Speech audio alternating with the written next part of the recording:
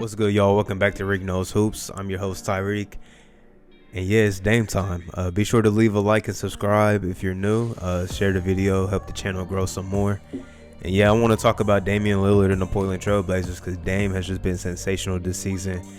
And I think he should be in the MVP conversation. He's had to put on the backpack once again this season, especially since CJ and Nurkic have been out with injuries. He's really just had to step up his play even more and just, elevate himself, which we've seen him do last season in more of a desperation aspect. But this season, with Portland, being firmly in the middle of that Western Conference right now, Dame has been the main reason why, and he just continues to be great and just to, continue to elevate his game. Very underrated playmaker, man. Like tonight against the Pelicans, he had 16 assists.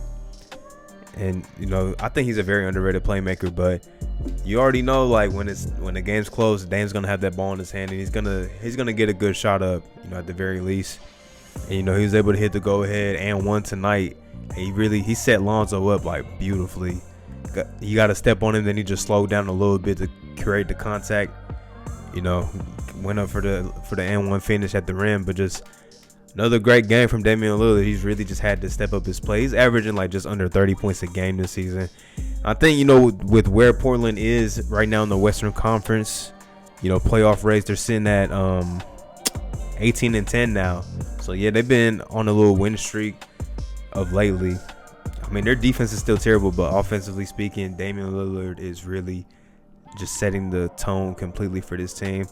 And, definitely deserves some MVP love. Now, do I think he's going to get the MVP? That's really going to be to be seen. I mean, they would really have to make a even bigger jump. Like, they would have to get up to, like, the 1 or 2 seed, I think, for that to happen. But, I mean, as of right now, he's making a good case for himself to be in that conversation. And I think, once CJ and Nurkic come back, we haven't seen this team fully healthy in the playoffs, even just those three guys, because when they made that conference finals run a couple years ago, Nurkic was out. He broke his leg. He wasn't there. So yet to really see these guys fully healthy in the playoffs. Last season, CJ was dealing with like a back injury all year long, and Nurkic was just coming back. Like he came back in the bubble. Like he came back right when the bubble started. Like that was his first basketball of the season. So he wasn't fully healthy and wasn't fully conditioned either. So we've yet to see this team in the playoffs fully healthy. So who knows? I mean, but for them to be like a real contender, they have to be better defensively. And I really thought, like, with the additions of Covington, Derrick Jones Jr., Rodney Hood coming back, Nurkic being, was supposed to be fully healthy this season. I was expecting them to be better defensively, get back to, they were a really good defensive team when they made that conference finals run. They just haven't been that this season. So, hopefully, with their guys coming back healthy, I think Zach Collins might be out for this season. Didn't even speak on him, but I think he's supposed to be out for the season. He's been really banged up the last, couple years.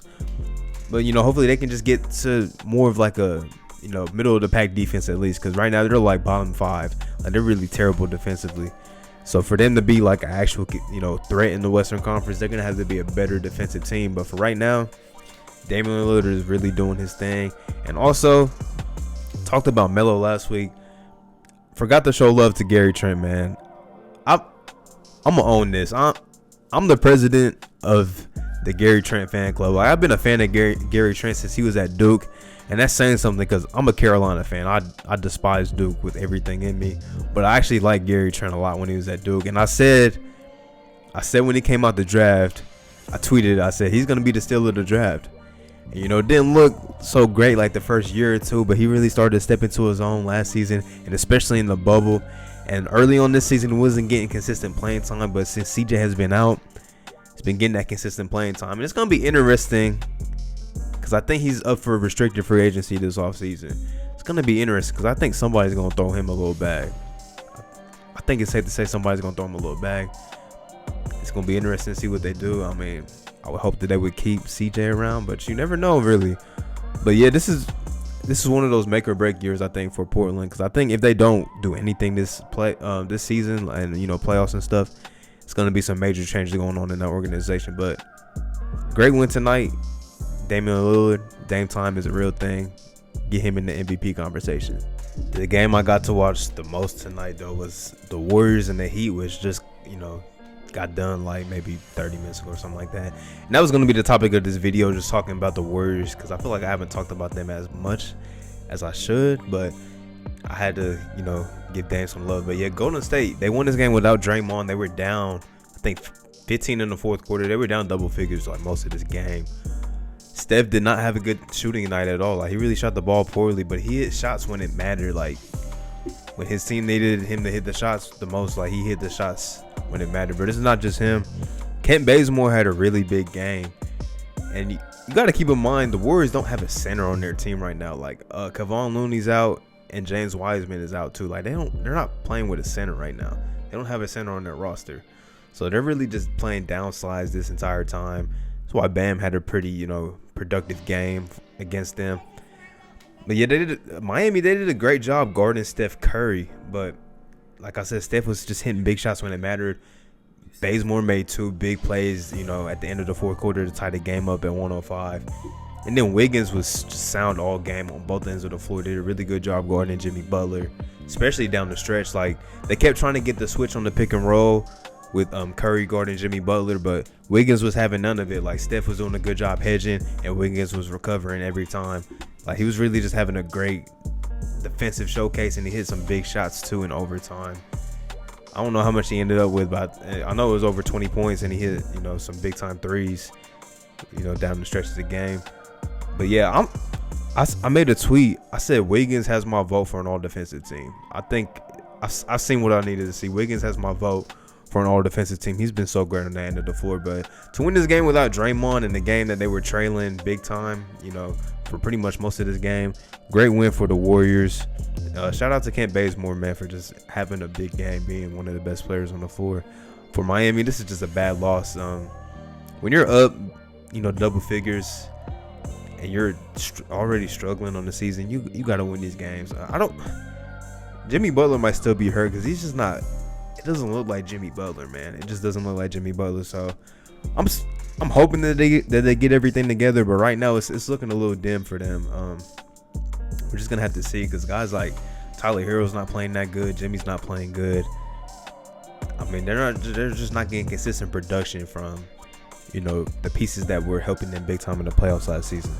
That's enough Heat talk for right now. I gotta talk about Jeremy Grant. Pistons lost. The Bulls spoiled Jeremy Grant's career night. He had 43 points. And I could just talk about the Bulls. Shout out to Zach LaVine. That's what I'm gonna say. Shout out to Zach LaVine. He just continues to will this team to victories, man. He's the one thing keeping the Bulls afloat, like any type of relevancy, man. I mean, Kobe White's been good at times too, and it's just the fact that they've dealt with so many injuries. I don't want to disrespect the Bulls like that. They've dealt with a lot of injuries, and Zach LaVine has been the one constant. Like, he comes to play night in and night out. So another big time game from him. I think he had 37, and he had a big shot the other night too. Like, Zach LaVine he's really hooping right now. If you watch my All-Star video, which is dropping Thursday, definitely you'll see what I got. Zach LaVine, if I got him as an all-star. But yeah, Jeremy Grant had 43 points, man, and I'm guilty because I said when Jeremy Grant took the contract in Detroit, which is the same he could have got back in Denver, because he wanted a bigger role. I was kind of like, I guess, doubting him. Like, I was like, I don't know if Jeremy Grant is suited for that. But then again, I should have thought, like, this is somebody that's gotten better each season he's been in the league. Like, he came into the league as, like, just an energy player, an energy defensive player. Then he developed into one of the best, like, corner three-point shooters in the league. Then he was just a great 3-and-D wing with a little bit of, offensive game, but not too much. And now he's actually, like, becoming a go-to scorer. Even though it's on a bad team, he's still putting up, great numbers, and pretty efficiently, too. Considering, like, he's the main focal point of the offense. Like, I think he surprised everybody, but he bet on himself, and I respect people that bet on themselves, and he's done that, to another level this season. I think he's, like, doubled his point per game total from last season. He's been amazing, man. So shout out to him. Sadly, his career night got spoiled because they did not win this game, but hey, It happens, man. It happens.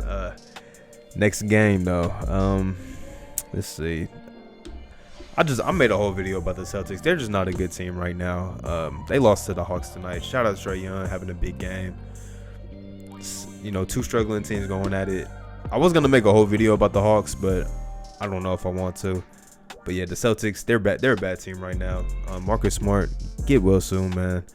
Joel Embiid had another MVP type performance. No Ben Simmons, so Joel took a little bit of that playmaking role on his shoulders. He had almost a triple-double. He just missed out. He had 9 assists, 11 boards, 33 points. So Joel, big game, but they almost blew this lead. They were up like 29 points, and then I look back, the Rockets were within like 6.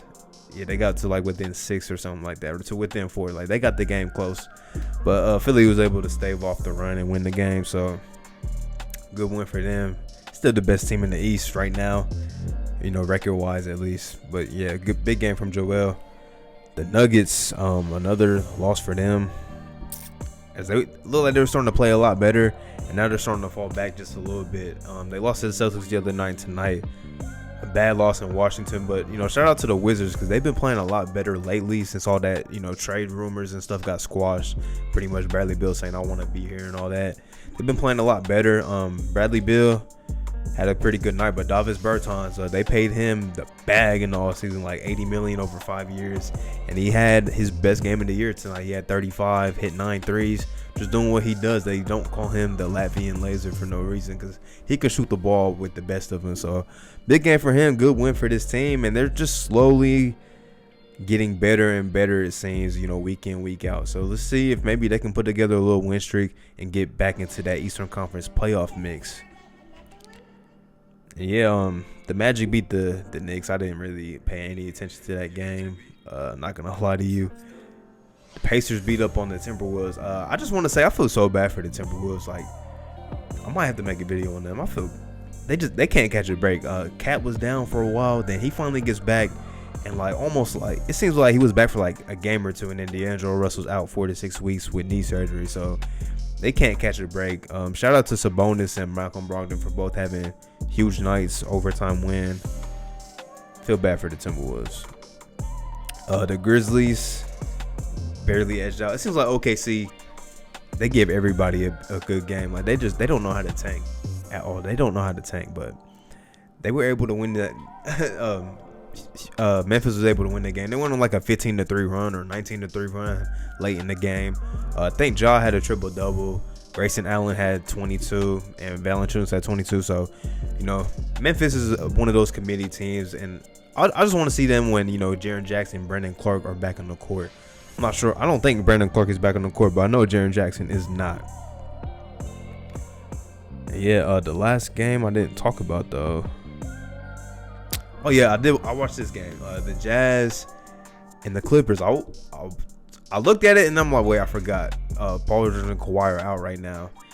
And then I'm like, I'm going to just watch it a little bit. And it was a close game for, through, the first, until, midway through the third or, the end of the third. And then the Jazz went on a run to kind of close out the Clippers. But, good win for the Jazz. They handled business. It wasn't a pretty one, but they handled business. I want to talk about the Clippers because they've been playing a lot better without Kawhi and Paul George in the lineup, and that's not something that you could say about them last season. They just seem like more of a team this year, and they're flying under the radar. So I'm intrigued to see how good this team is going to be, when we get to later on in the season, because right now they've been really good this year, and they're flying under the radar, which is exactly where they need to be. They don't need the spotlight on them. They just need to be one of those low-key teams that nobody expects anything from them. So, let the Jazz, let the Lakers, and all those other teams garner all the attention and just hoop. And they've been doing that. Even though they lost tonight, they won the game. They beat the Heat the other night. I think they dominated the Heat actually without Paul George, without Kawhi. So that's a really good win, without your two superstars. And, they were competitive with the best team in the NBA tonight, for most of this game until, Utah went on the run. But, yeah, shout out to the Jazz, though, continuing to be the best team in the league. And, yeah, that's the Wednesday night recap, y'all. Like I said before, be sure to leave a like and subscribe. I appreciate all the support that I've been getting. And I'm going to be back, actually, tomorrow, Thursday. I got a video dropping. Make sure you tune in. It's gonna be my NBA All Stars for the 2021 season. Not predictions, but it's just who I think should be an All Star this season. So make sure y'all tune into that. And if you missed any of my other videos, be sure to check them out. But I'm gonna be back shortly, y'all. Peace.